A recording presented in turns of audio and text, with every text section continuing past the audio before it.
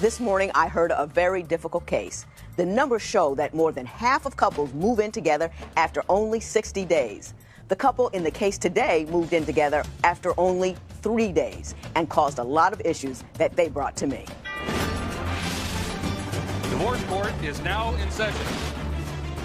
I have here today Michelle Conry and Alan Burgess. The two of you have been living together for a year. The first thing I want to know is, how is it that you two started living together after only knowing each other for 3 days? When we met because he told me the corniest joke ever. The knock knock, who's there, boo, boo hoo, it's just me, you don't have to cry. And I just could not stop laughing. And I was new to Florida, so I decided, well, take a chance. Never done it before. Let's meet. I made it very clear to him, don't come at me with the sex thing. It's not happening. Let's, just hang out. So we met, and we've never left each other since. So, Mr. Burgess, is that pretty much how it went? Well, like she said, the first day we met, I met up with her, and we spoke for 3-4 hours. Just sat there laughing and joking and playing around, joking. I fell for a hook, line, and sinker, basically, and I didn't want her to leave. I didn't want her to leave me. Didn't want her to move. Didn't want her to go back to New York or go somewhere else, come out to California, or do anything else. I wanted her to be with me because it was if I left her or she left me, I knew I would regret it my entire life. So that's why I was like, well, it's not a very copacetic thing for you to be in here. Move to my house. It'd be a lot easier. Well, you're not concerned at all that John Wayne Gacy was a clown. You know what I mean? But he turned out to be, had a lot of dead bodies under his house. So didn't it worry you at all? I mean, with a knock-knock joke, and you move in with the guy you really don't know who he is? Judge Lynn, I felt an instant connection with him. And that's hard for me to say because I'm not an easy person to get along with. And it takes a lot to get close to me. And when I met him, it was like a movie. He just walked into my heart.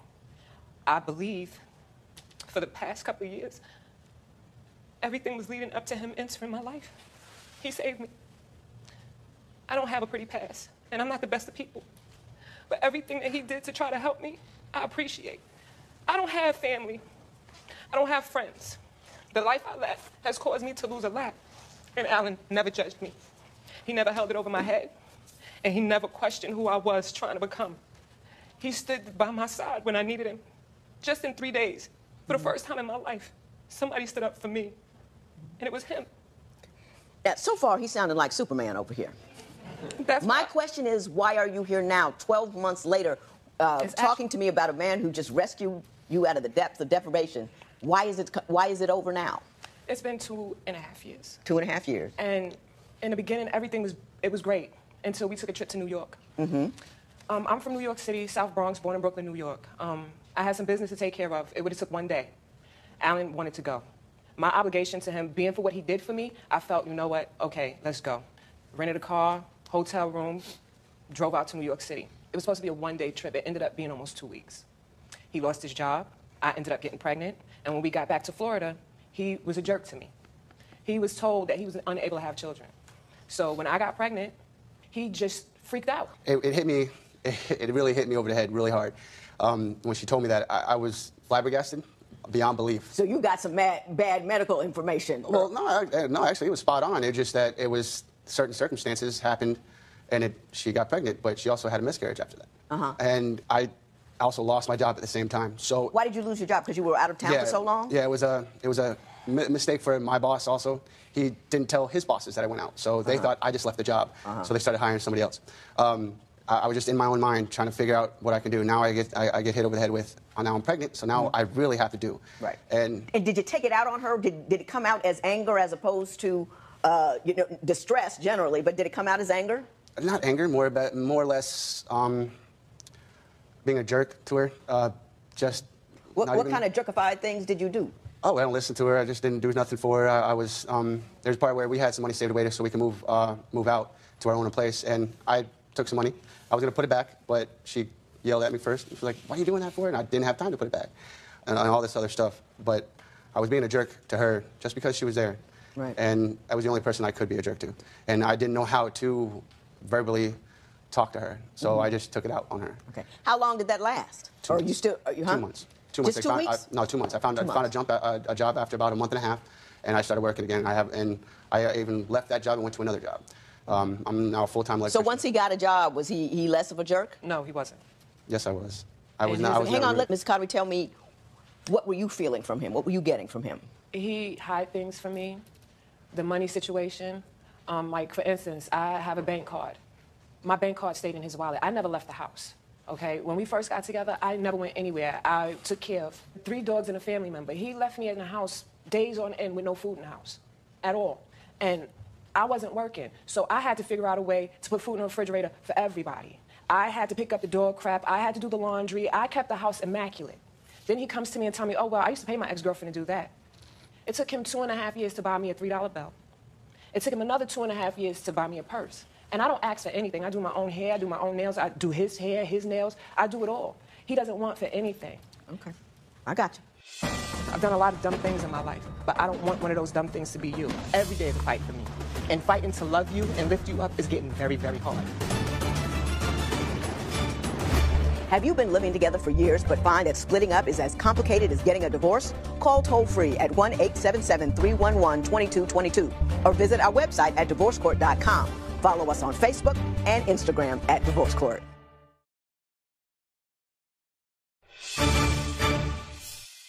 After all she just told me, I took a look at your papers and reread them. You think he's lazy. Yes. Why don't you explain that to me? Alan has been working as an electrician for almost 15 years on the same job under the same master electrician. 4 years is requirement to take your license for journeyman. He's been on the job for almost 15 years. He refuses to take it. More money, more opportunity, brand yourself, build yourself bigger. You've been doing this for your uncle for how long?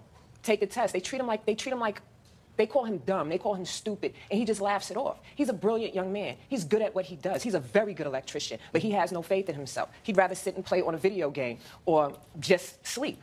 I'm tired, I'm tired, I'm tired. Mr. Burgess, your response to that is what? I mean, why wouldn't you take the test? I mean, more money is always a good thing. Yeah, it is. It is. But with being there's a lot of codes that you have to learn. I don't know all the codes. You know, after 15 years? Well, they change every 4 years, and so if I don't keep up with the book, and that's also a money situation. I'm real bad with my money.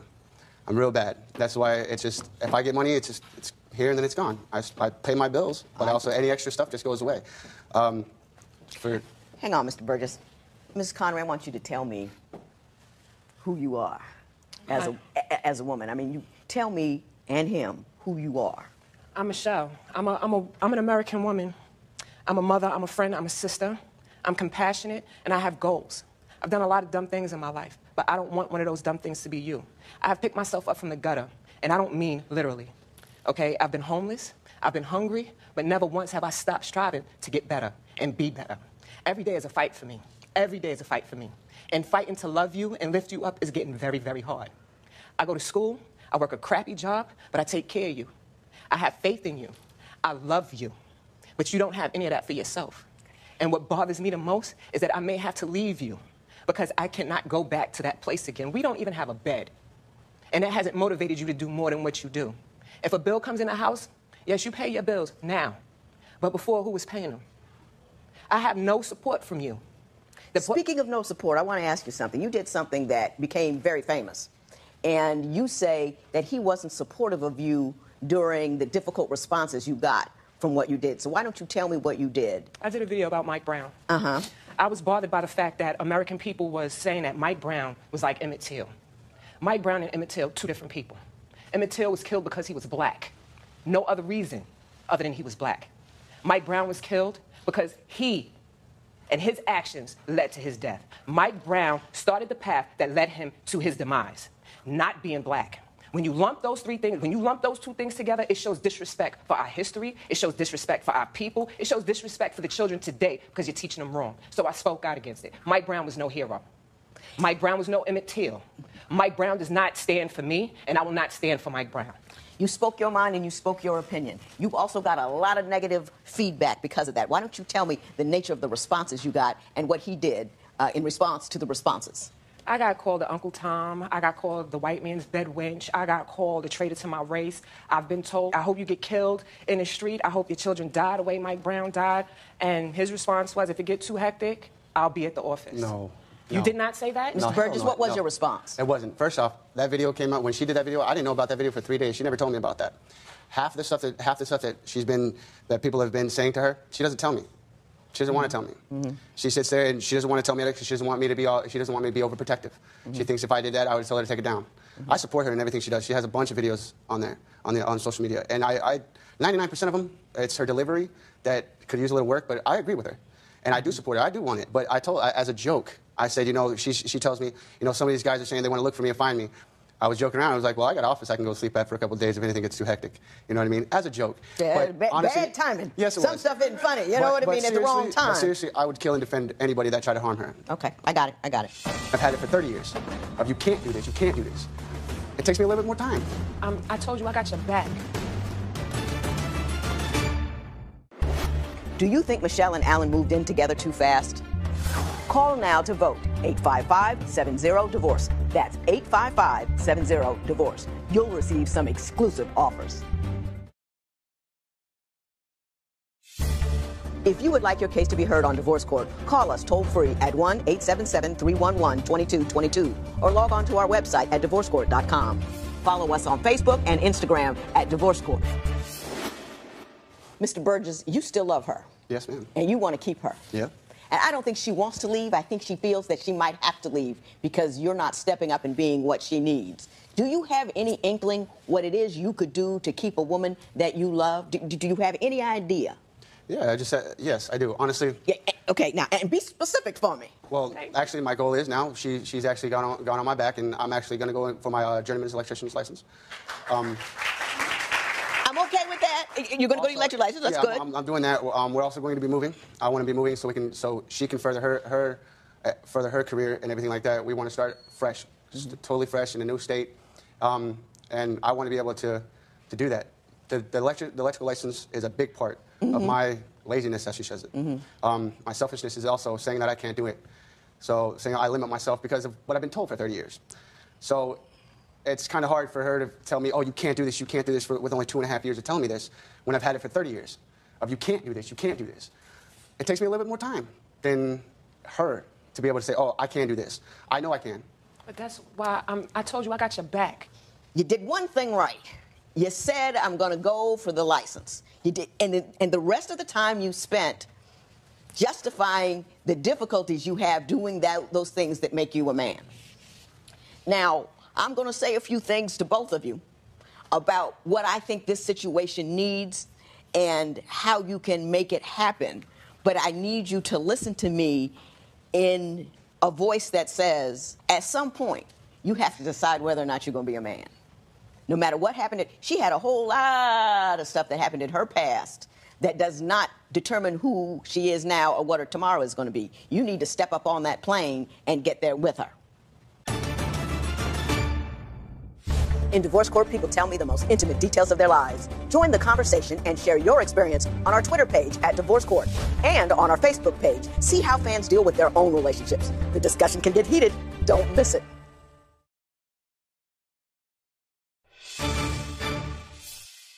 Michelle, I'm not worried about you, Ms. Conry.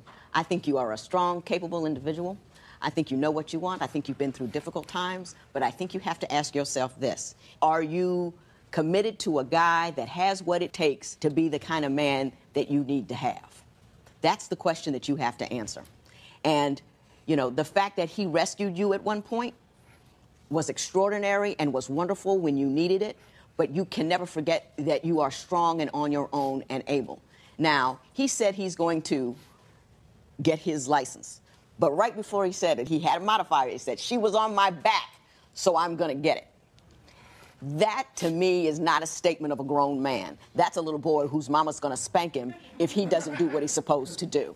Do you see what I'm saying? So I want you to make sure he's contributing to you the way you need to be contributed to. Do you understand what I'm saying? Don't hold yourself back with that. Mr. Burgess, I believe you're a nice person. I believe you're a little boy. I believe you rely on your boyish ways to keep from growing up. You can't tell me any more about how privileged your background was. I had a privileged background. I never made a bed until I got married. Just didn't do it. Had housekeepers, all this, college, you know, all this. I never saw a tuition bill. I never had to work. My first job was at 24. I was a lawyer. Everything was paid for. You know what I mean? My daddy bought me cars, all that kind of stuff. But the minute I hit 24 and daddy called and said, you ain't getting nothing else, I became a woman.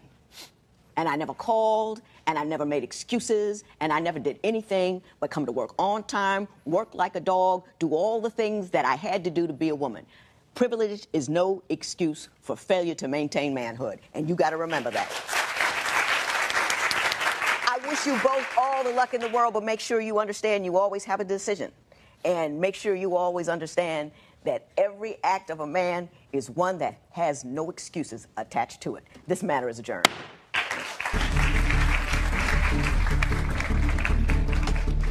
Love can make you feel great. It makes you feel wonderful, but it's not enough to establish a relationship. You have to decide that you and the person that you're with are on the same plane, that you're both mature enough to handle marriage, because marriage is grown folks' business.